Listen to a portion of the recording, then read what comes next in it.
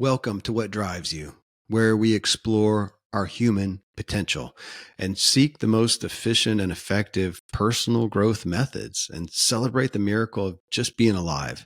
I'm your honored guide, Kevin Miller. In this episode, we want to gain clarity on what we are in fact becoming. And you're working to grow, which means you're looking to become something more capable, something more joyful and peaceful. What is it exactly that you're looking for? If you don't have a clear destination in mind, you are likely to wander around. Man, I've done a lot of that. I mean, imagine going out in a car though to travel, but without a clear place to go. And you just say, I'm just traveling, like to travel. Where are you going? I don't know, just like to travel. And there may be some fun in that if you're actually just traveling, but in our growth, that's generally not what we're looking for. Yet we do it a lot with our personal growth. I'm just seeking growth, man. I'm here to grow. Well, but to what end? And I feel like we can waste a lot of time growing in areas that may not even be important to us. So who are we striving to become? What are we striving to become? Another aspect is the reality that we are in fact becoming something every day. I mean, we're evolving or devolving or remaining stagnant. Even that stagnant, that's still a becoming. I mean, imagine, over time, Arnold, I don't know, man, he just kind of gave up, became stagnant. He became stuck. What are we becoming? We happen to our transformation, or our transformation happens to us. I'm joined in this episode by Randy James, medical doctor, functional medicine expert, and one of my favorite buddies in our own striving to grow and become and support each other. So this is a candid discussion to humbly look at our propensities as humans and the challenge that this aspect of becoming can be even for aspiring people like all of us. Got a comment or question or thought on this show? Email me, kmiller@kevinmiller.co. I am grateful to talk with you, not just at you. What drives you becomes your reality. Let's create a better reality right here, right now. Drive with me a moment. Let's discuss what we are becoming. I thought a great point to come to was just back to what you've been talking about for years on be becoming. I am because what am I becoming? And I literally was thinking about that on my run today of that is what we're talking about here. Because obviously if you don't care, you're not listening, Yeah. Yeah. It touches so much of our lives. We had our Friday morning thing this morning. We had those words. I just got done with a rare Friday appointment where we had to get somebody in, just golden people. And I love that first appointment where it's a paradigm shift. On purpose, I'll ask them all the questions that we ask you on the show too. And I set people up to say the wrong answer. Like, what's the best exercise to do? Or what straw broke the camel's back? And people always say, oh yeah. And in her case, it was the mold. Oh. Well, thank you for saying that. That's 100% wrong. All the straws. I mean, The mold is just one more straw on all these other straws that have been on your back. So you have been becoming the kind of person that mold is going to fracture your back in whatever way. Or you've got one less nerve and you're standing on it kind of thing like that the person that you work with, you've been becoming the kind of person where now this person's attitude or whatever just sends you right over the edge. Or you've been becoming the kind of person who whatever you are today, Kevin Miller or whoever's listening, you've been training to become this person. There you go. But that is so daunting. But what I really wanted to try to do is some justice to giving excitement, hope, and joy to what we're becoming. Because when you say, I love that when you put it in the daunting words. I know it's bad. That's so scary. But if you say it's your free will, it's your agency. But I have a lady. I'm going to keep talking about the community because I'm in these deep talks with people who are talking about what they're not finding space to talk about elsewhere. I got this one lady in there, and she's a mom. They've got a business, and it's just busy. Life is just busy, and it's hard for her not to look at this. Let's take the aspect of health, and it just feels like, seriously, it's another chore on the to-do list. And I get that. Yeah. Another daunting straw on my camel's back. And yet she's over here knowing, but if I'm going to have true life, I got to. You are a camel and you have a back. And so how do you take this pursuit of wellness, wellerness, and look at it? Because it is daunting. Because today, so here's today, what we're recording. And today I did and didn't do things that are causing me to become or not to become something tomorrow, next week, next month, next year. That is daunting. That's just a good word. I don't disagree. Exciting and daunting. But there you go. Okay. It's the daunting side of it is daunting, and it's the same daunting that I would feel as you've kind of come up to a precipice. Have you ever been skiing where there's a drop in? Yes, unfortunately. So you're excited. I'm excited. I'm daunted. Right. Okay. That feeling where you're like, oh crap, and that's right. You could let your brain go down the one side or let your brain go down the other side. So there's this bothness idea. And I always hang up when you say it's daunting because I don't want to end on that. And I feel like we're in a society, and we talk about raising our kids all the time. They don't want to be daunted. Well, because we're maxed out. We're overloaded. We're over busy. We're over informed. We're overfed. We're over information. We're just looking for some stinking relief. Culturally and in general, and you and I can understand that. We have times of that, even as we also have times of the excitement for that. I mean, I can understand somebody looking and going, seriously, I got to go run a 5K today. That sucks. And here I am, and I've gotten myself to a point, thank God, out of the privilege. Can't wait till I get to go. It was great. And I'm so grateful for that excitement. Now, if you ask me, no, I'll be, when I get the email from my bookkeeper on the very little bit that I have to do my taxes, because I pay them to do as much as humanly possible, I am daunted. I don't like that. I have not been preparing myself from that. I'm not trying to become someone who's excited about the finances. And thank goodness I can offload that. Can't offload my health. Nobody's going to go do a 5K for me, sleep for me, eat correctly for me. I can't do that. So here we are. And so here's what I was playing with. You ready? That we can't not be every day. We're becoming something. Yeah. We're growing or declining. We're growing more able or disabled, stronger or weaker, more or less able, happier or sadder. I mean, every single day. And you said this, that if I look at right now and go, gosh, okay, today, if I can do 10 pull-ups, then tomorrow I have to do 11. And you said, not necessarily. If I just do 10 the next day and the next day, your trajectory is still up. I'm going to be 60, and I'm becoming the kind of guy who can do 10 pull-ups at 60 by maintaining. So it's not, so I don't want to, because I can get into that feeling of like, man, every day I've got to progress. Right. That there is a wimp. I only did 10. I should be able to do 11. Yeah. So this depends on where somebody is. And if you're at a place of feeling like you're doing pretty well, maintaining that over the course of time is growth, is what you said. Okay. Yeah. It's like biking. In biking, well, I don't know, but in driving, there's never coasting. Yeah. Like it takes more gas to get going to 75 miles an hour, and then you hit cruise control and the gas goes down a little. It doesn't go to off. Mm-hmm.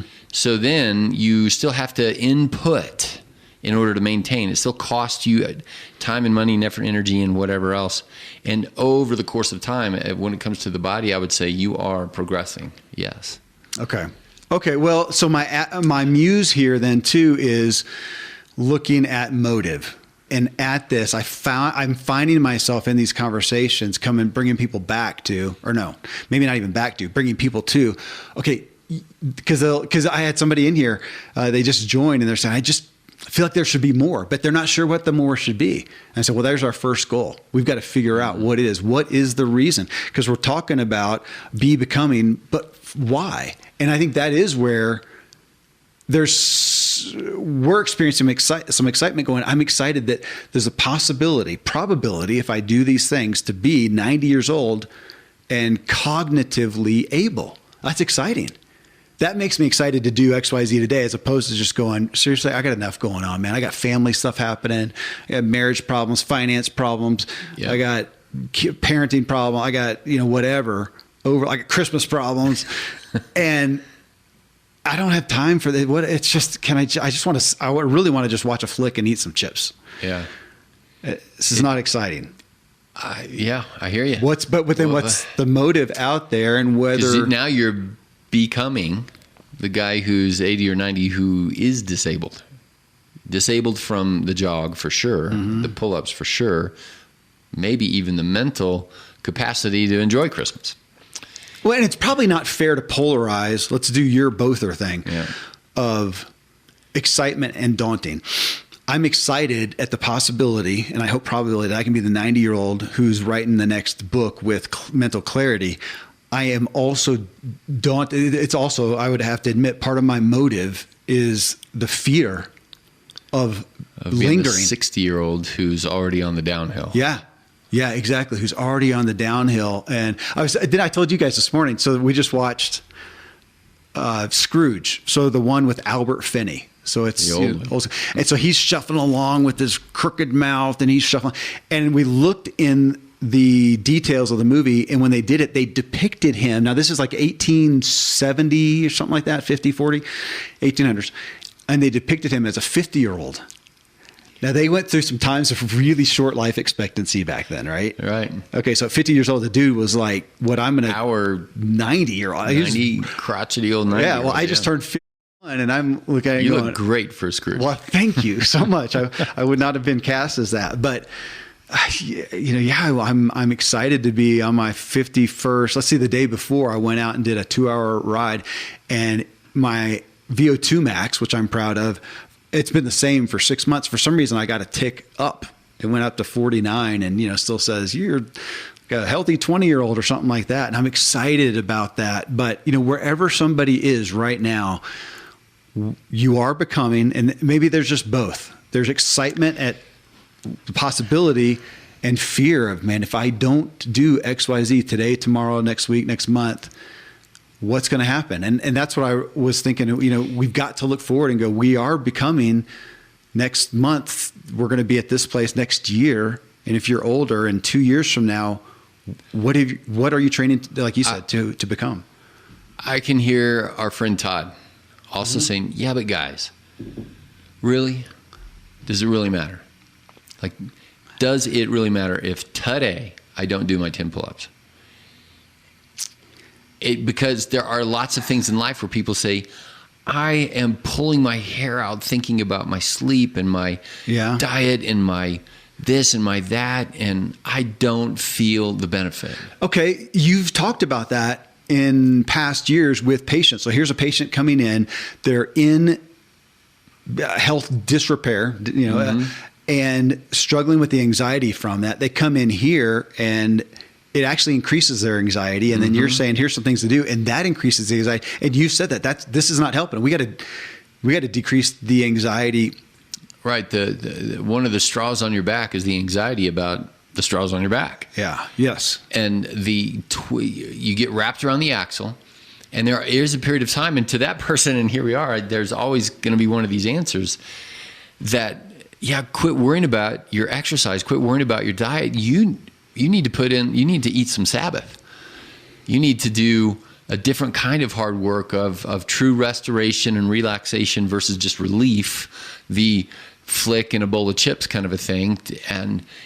Or does that person then perceive that as, well, thanks, you just put another straw on my back? And I do think that's the negative approach, the dauntedness. And I'm worried that we live in a culture where a lot of people hear it like that. I don't think a lot of our listeners who are listening to something like this are stuck in that place. I mean, but it is going, that is the hard reality to some degree is, like you said, that person is preparing. We are, preparing, training, becoming something, because, we can look at, I can understand somewhat of the concept of right now going, really all the effort put into it. And as you say, we're going to die. Yeah. And we all know somebody who put a lot of time into health and they died anyways. They got cancer anyways. They got dementia anyways. I don't think that's fair because I want to think it would be worse. They would have gotten it sooner. It would have been worse, but we still can't prove it. But we're working on probability. Yeah. Fair. I mean, we are working on. I don't want to be the exception. I'm not training to be the exception and going, man, I'm going to live like hell in a handbasket. Right. The George Burns and try to make it. Yeah, smoke and drink and whatever, and try to make it anyways. I'm going to go on the best case, but that it does matter depending on my goal. So if I am okay with the norm of, I don't know, 65, and you just can't do a whole lot physically and mental decline. And I think we're in a place where a lot of people are that's just the norm, and they've made peace with that, or they're just. And you and I have to be careful because that peace is an okay peace.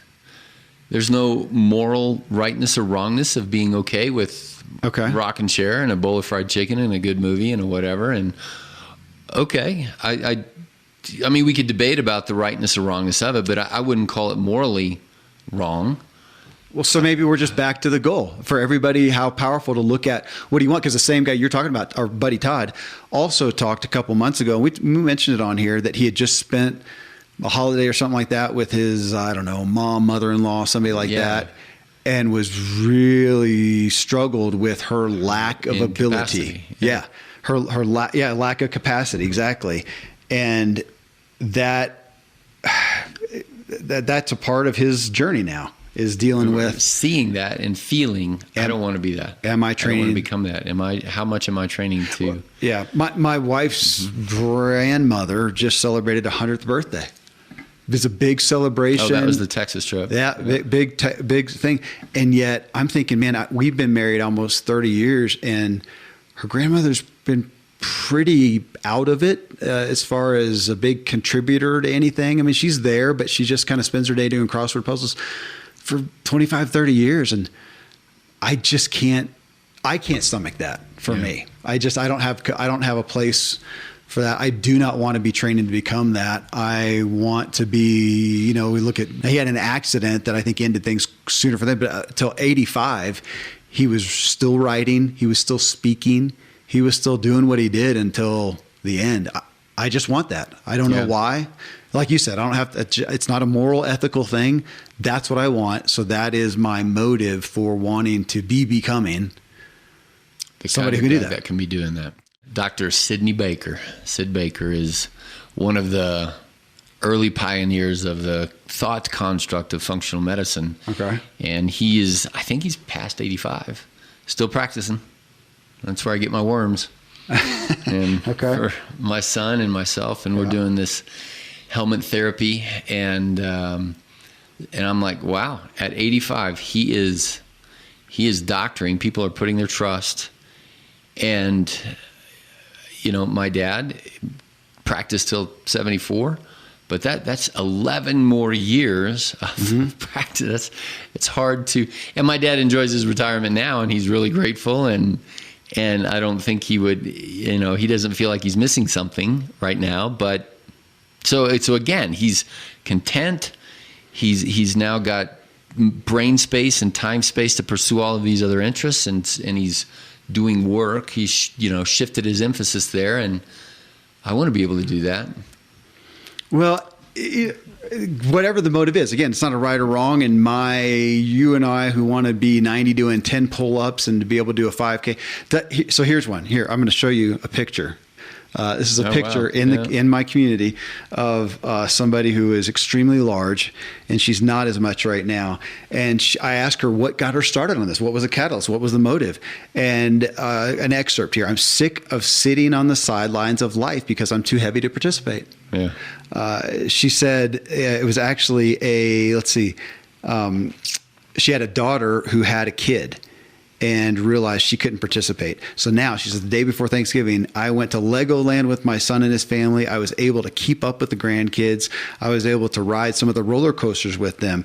Previously, I would have felt like I was much too big to fit on the ride and wouldn't even try, so I'd be embarrassed. I wasn't even hurting at the end of a long day of walking around the park. I still have more to lose, but I'm never going back to my old ways of eating. Getting healthy feels too good. Mm-hmm. And if you go down in the thread, we've continued to talk, and her next goal is to zip line, to do a zip line, type thing. So she's seeing this excitement. So she is not seeing it as this chore. She's seeing it as a freedom. Yeah. I would love ownership. I would love that for anyone who's looking at this. That is a great paradigm. How many people have I talked to in the clinic that feel owned by the malady?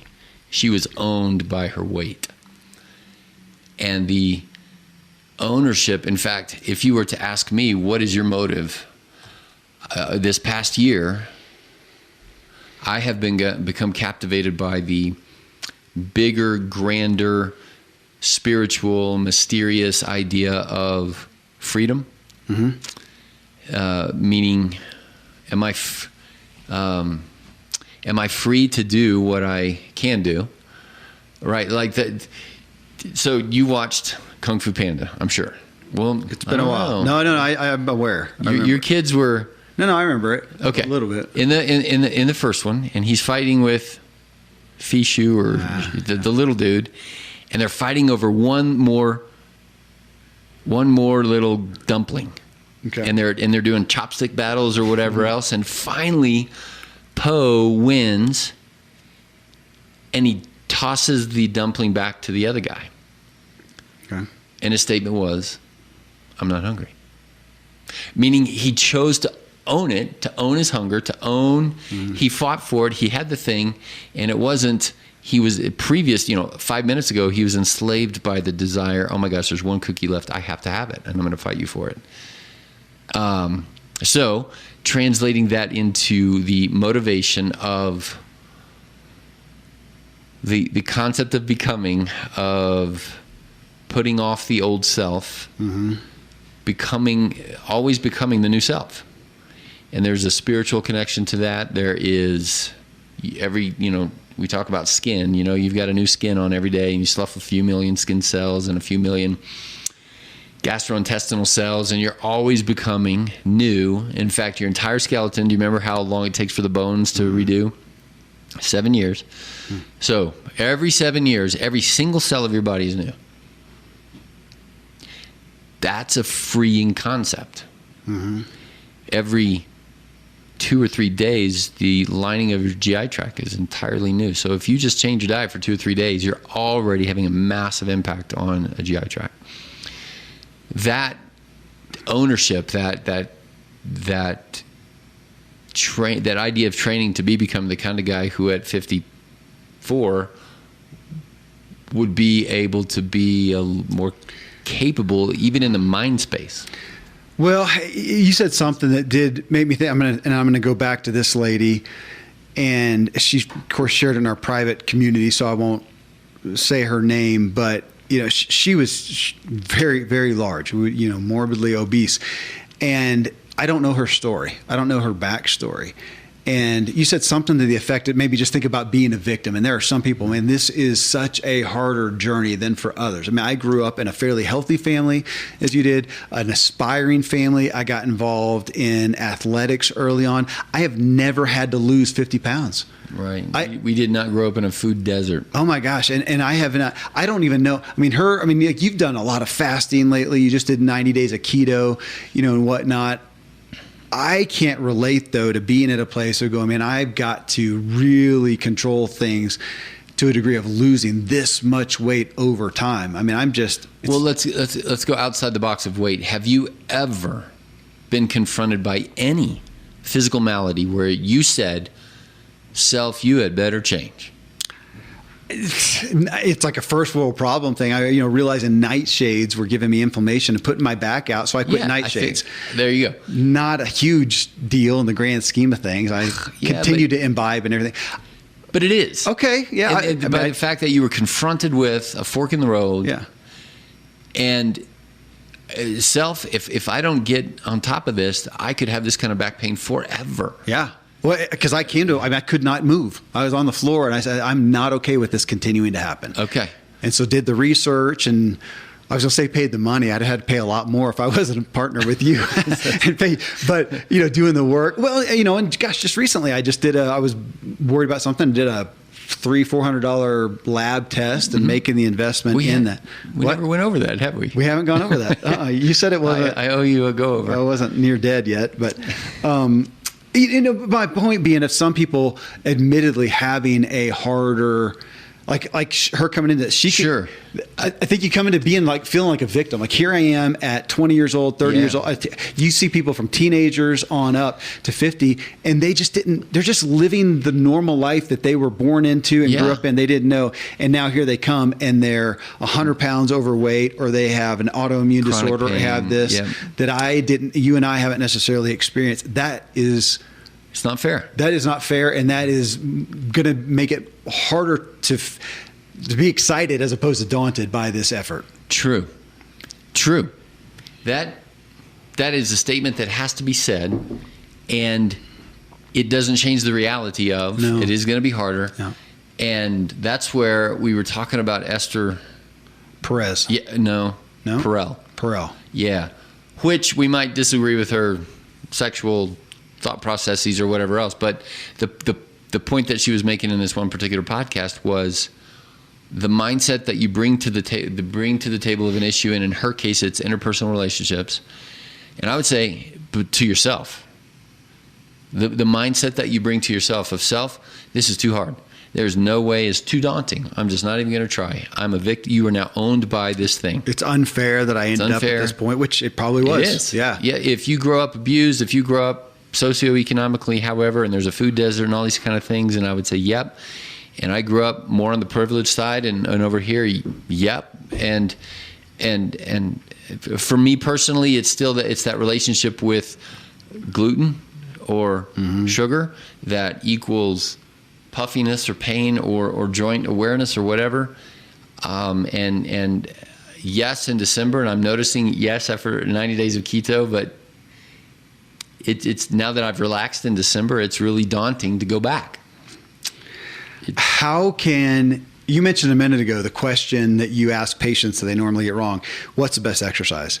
And is it running, CrossFit? Is it whatever? And you say it's whatever the heck you'll do every day. Yeah. I continue to come back to that. And as we look at this and question the everyday, we are becoming more or less to some degree. It's just, we can't stop that. So that's going to happen. And what can you do? What can we do to make it exciting, to look forward to it, not make it a chore? How can you be excited about your healthier diet? How can you be excited about exercise? How can Kevin Miller be excited about meditating? How can you be excited about self-care and whatever this is such a huge deal that we don't talk about that much. We just say, look, here's the goal that everybody would like to feel better. How can you be excited about it? And I found myself doing that with somebody recently it was the topic of exercise. And I said, let's talk, what could you possibly be excited about? Because what a privilege that I have it's playtime. I get to go run and ride, exercise, it's playtime. You get to, with soccer, ultimate frisbee. I mean, mine are a lot less than yours. Your treadmill with a book. You're excited about. I like that. I know. And so what a gift, as opposed to, this sucks. And to look out there and go, that is a goal. I mean, let me ask you, because there's one I think that has tripped recently is more trippy. All right. Kevin, how can you be becoming excited about a 90 days of keto with no wine and no fruit? It's not exciting. Because your response to me was, granted that you and I are trying to balance one another, and I at least I heard you weren't admonishing me. It was more of the celebratoriness of, gosh, I'm excited about the gift of a glass of wine. And I don't disagree. And tonight is one of those nights. I'm excited about that. But how can Kevin Miller be? Because you always go to, the gift of biking, but I've never heard of you talk about the gift of not having wine. No. So correct. I'm asking you, how can you be becoming excited about that? Because that's a pain in your rear. Okay, so there's an exercise I'm putting out there that's good for me. Yeah, because there's things, same thing with meditating. I'm playing with that to a point where I'm finding some enjoyment in that. You are. That awareness exercise. Yeah. I'm doing this breath thing in the morning where I don't know if I'm excited, but I'm geared. I'm going to do. It's 4 minutes of. Well, some of this though, we're coming back to motive again, and is the pain enough? And there's a reality that as we look at doing me doing keto, I don't have a great pain over here. I've been imbibing somewhat. Now, I'm doing just like you. We don't eat until 12, or I've been doing a lot. I've been doing later. Sometimes I don't eat till 1 or 2, and I'll have keto. I'll have vegetables and a meat, generally a fish. That's what I had today. I had Brussels sprouts and trout. That was it. Okay, maybe a couple chocolate covered almonds afterwards. Tonight I'll probably, we're going to a dinner thing, and I'm going to eat whatever the heck that they serve us, and I may have wine later. And my performance, I'm doing really good performing on the athletic side, and I don't want to disrupt it, and I'm having great results. So I'm struggling with the motive of a pain or a goal there. So that's a place for all of us to start with it, as we're looking at this. Is there, like with this lady, she finally looked and go, I cannot, the pain was big enough. Her pain was big enough to make a change. Is generally what changes. Now we would like to say the desire. I guess she could look at it that way. I have the desire to be able to play Legos with my grandkids. Well, what's your level of desire to be becoming the kind of guy who can look forward to dinner with no wine? Yeah. 0, right? But you would say, I'd like to be becoming the kind of guy who's not addicted, who can enjoy wine when I'm 90 without consequence. And I've done it just out of the sheer willpower. So, I've done the 90 no joy, days, no looking forward to it. No, I'm just looking to when it's over. Right. So, okay, I've proven I'm not addicted. I've proven I cannot do it, but it stinks and I don't want to. No different than I have no desire to get to a point of not having coffee in the morning.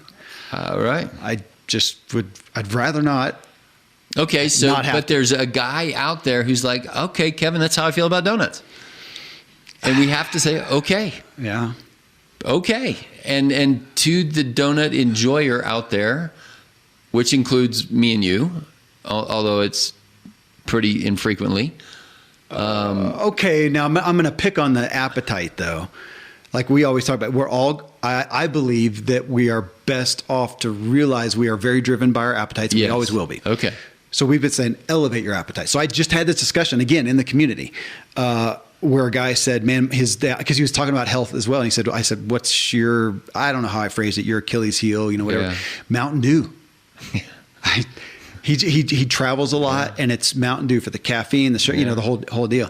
And I'm going, well, can you just, we started talking, I said, how about trying some seltzer water, but for a while, put some Mountain Dew. I don't know, a quarter cup, a half a cup, however much you need to do, and start weaning off a little bit. Can we elevate your appetite to where you get to whatever, so you're still having that vice or imbibing to some degree, but it's not as detrimental. So for the person doing a donut, I would say, can you do a healthier muffin for a while? Healthier. Look at the sugar grams, look at the process, can you get to an X, then can you get to a something like that? And so in that, I'm also looking and going, okay, it's not like I'm having a bottle of wine a night. So if I have 5 grams, what is it? What's the ounces? What do they say? Ounces? Yeah. Ounces. Thank you. Is there a detriment to that? And I look long term. No, I don't think that there is, other than does it control me, or do I control it aspect, which we've talked about a lot. Well, but you're saying keto, though. You're on that note of, well, and you can go to the donut long-term. And say, well, what, you said 5 ounces, and what if the donut guy or the Mountain Dew guy says, okay, I'll have a half a Mountain Dew. Is there a detriment in that? And at some point there might be a low enough amount, and now we're at the point of, what are your goals? What are your goals? Yeah. Well, because I want to look at my biomarkers. I want my sleep score here. I want my body fat here. I want my telomere, whatever it is. And that's where my contention on the fasting side is, okay, well, being empty is a good thing for those kind of goals. And empty is empty. And keto is keto, and blah, blah, blah. Like we've talked about all those things. And does everybody have to go out there and be keto all the time? Does everybody have to go out there and fast, 24 hours a day? No. But is it likely a part of human biochemistry that will help you to reach the common goals that people talk about being able to be a grandma and a granddad and go skiing when you're 80? Yeah, way more so than a donut and a glass of wine every night. So then it's back to how do I... Then the question is, okay, how can I look forward to seltzer versus wine? You and I bought the fuzzy water I forgot the thing. SodaStream. Yeah. So SodaStream. And honestly, that was kind of fun to play with for a while, and now it's not. Really? You're not doing it? I'm doing it. It's just no fun. It's not fun anymore. And this is part of our mindfulness meditation kind of work. Can I elevate being? I don't know. Because I enjoy my appetites. I mean, we're talking elevating them, but I talked to somebody recently, and my experience, well, you chime in though. My experience is people who are pursuing health, wellness, whatever, if they just, go too far, no appetites, no vices, no whatever, I don't see long-term benefits. Most of the people that I see that are doing well have some elevated appetite, but they have some vices. They go, I still do coffee or wine or some little soda here or there or a little chocolate or whatever. I'm not aware of many people that I see, especially that have much joy and passion, that don't have something that is an imbibing, but they have chosen or gotten it to a point or a level or an amount to where the negative consequences are not much, or they're completely agree, of course. And like you, I think you're a happier guy when you look forward to your coffee and your tea and your that's wine. I don't agree in the fact that you call them a vice. I would just, it's like calling it, like people say, well, I cheat on Sundays. I'm like, no, you don't. You choose to imbibe on, because if it's a vibe that it just, you moralized it, you negativized it. I'm not going to put wine in a negative mindset. I hear you. I think I was trying to have compassion and grace, and like even the aspect of, I almost like saying that, no, I am not just a prude with a completely vanilla life. I enjoy my vices. I was taking pride in that. I understand what you mean. Or maybe trying to make it more palatable. Well, that's rather than calling it a vice, I'd call it a passion. Okay. Call it a joy. Yeah, a joy, a hobby, a connoisseur, right? Be a wine, a chocolate snob, kind of an idea that, I just negativized it. Last night we played Seven Wonders. Do you guys have that? Uh-huh. Yeah, we played Seven Wonders. We had 7 of us. And I had some chocolate from Askinosie that Sean Askinosie had sent me that I still had. But so I had an array. We had probably raspberry, had actually no, these were all mostly darker stuff. It was like, I think we did have one that was like 62%, then the 72 on up to 89 or something like that. But we did a tasting of that, and everybody really enjoyed it, and people chimed in on different flavors, and I was just sitting there thinking, I'm so grateful that they are enjoying this imbibing high quality, very low sugar chocolate, as opposed to tasting, that stinks. Can I have a Milky Way? I was grateful for that elevated. That's kind of what's happened in my family. Okay. Is that if we had the Ashkenazi, I still have, thank you, Dan Miller. Ashkenazi. I say Ashkenazi. I still have some left over from that. It lasted a long time this time because I did that 90 days. So I had to hide it from myself.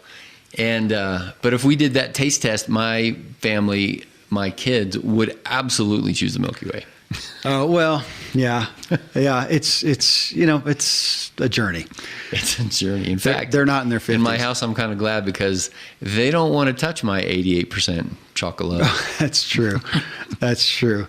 Well, so again, looking at this, can we find, I do like the aspect of looking at whatever level you are, looking at, if we look at diet, if we look at exercise, if we look at stress management, look at those things, is how can you get to a point, maybe that's instead of the goal of I need to lose this much weight or I need to do X, Y, Z, the goal of what can I find that will give me joy, that I will look forward to my whatever dietary change. That I'll look forward to an exercise. I had a guy again in the community. He's playing with this. He says, maybe I'll get back into. He said I used to love tennis. Yeah. I'm like, dude, go play tennis.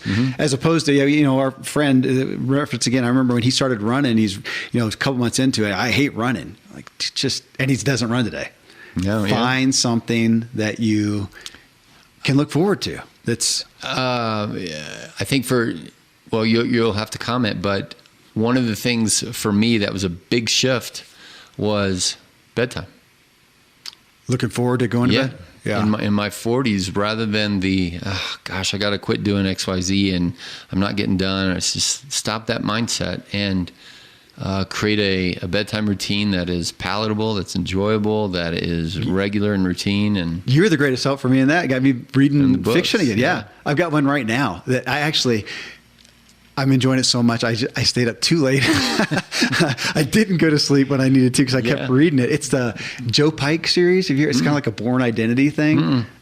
I'm digging it. It's a series. I'm still enmeshed in the whole Dune thing. It's a little bit laborious, so I'm not looking so forward to that. Okay. But Joe Pike, I'll remember that because I like those. I'll show it to you. But yeah, that was one that helped me look forward to going to bed. I look forward to a shower. Look forward to just the routine. And I remember in early years, the whole I don't want to go to bed, and, the parents are watching more interesting TV, and just the mindset of bedtime is bad. There was a phase of that. And then the mindset of I have to accomplish for decades. The addiction of accomplishment or getting one more thing done. Yeah. Producing. And the shift, that was not an overnight thing. The transition of saying, sleep is such a detriment to me right now. It's hurting me, to be becoming the kind of person whose telomeres are going to get better. Yeah. So that's a big one. Another one that is away from the diet and exercise kind of thing is that you taught me about is how do you be becoming the kind of guy that other people would say is more kind?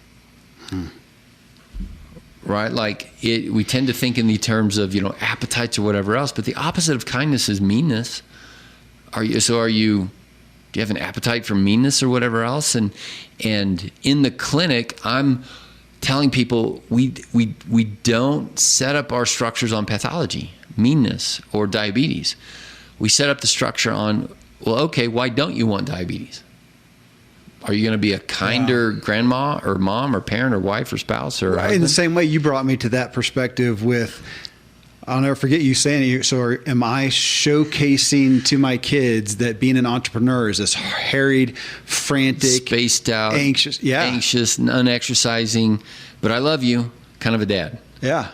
Whose love is, I work hard to put food on the table kind of a love. And it's caused me to continually work on the paradigm shift of gratitude and the privilege that I get to do this, that I get to make my decisions, that I get to create these things, that I get the joys of the ups and downs. And I told that to, we both have 16-year-olds, and I said, I need you to understand that I don't see you as a burden, even though there's an awful lot of, I would not do this and I would do it this way and all of that I get to be your dad. Yeah. And, thank you for that. And go to bed on time. Yeah. Well, again, you said something a second ago that brought me back to our propensity to look at like bedtime as a chore, as a detriment. That is not a life-giving perspective. Right. We've got to change that. So again, if you're bedtime, if you're looking at your diet, getting up in the morning, dreading it, I got to get up today and I got to try to not eat until noon. If that's your, thing, I got to try to then have a bunch of vegetables or man, you're not headed for success. How can you, and we don't have the answers because everybody's different. What motivates you is different than me. That's different than whoever, but with exercise, whatever, that it is such, again, coming back to the beginning, every day we are becoming, you keep using the word training ourselves to be at some certain point, a month from now, a year from now, 10 years from now, that is happening. And if we want betterness, true life, whatever that is to us, figure out what that is and then figure out how to make the day-to-day grind of that more to the delight than the chore. Yes. All right, friends, thank you for joining us on this journey to becoming. I hope you feel some clarity, or at least know that you need to, or you would be best served to look at your becoming with more clarity. That was Dr. Randy James with me. You can find him at truelifemedicine.com. More and more of you tend to find your way to him these days as you hear him on the shows. And if you come and become a patient of his, I get to meet you and hopefully go out for coffee. So truelifemedicine.com. Hey, until next time, I hope this episode helps you drive further and enjoy the ride. Thanks so much for joining me on this journey. I look forward to meeting you in the Drive Tribe community for ongoing discussions about each episode. You can subscribe to the Drive Drop newsletter for weekly updates. Find it all at kevinmiller.co, along with all our social media and video clips. Until next time, I hope this episode helps you drive further and enjoy the ride.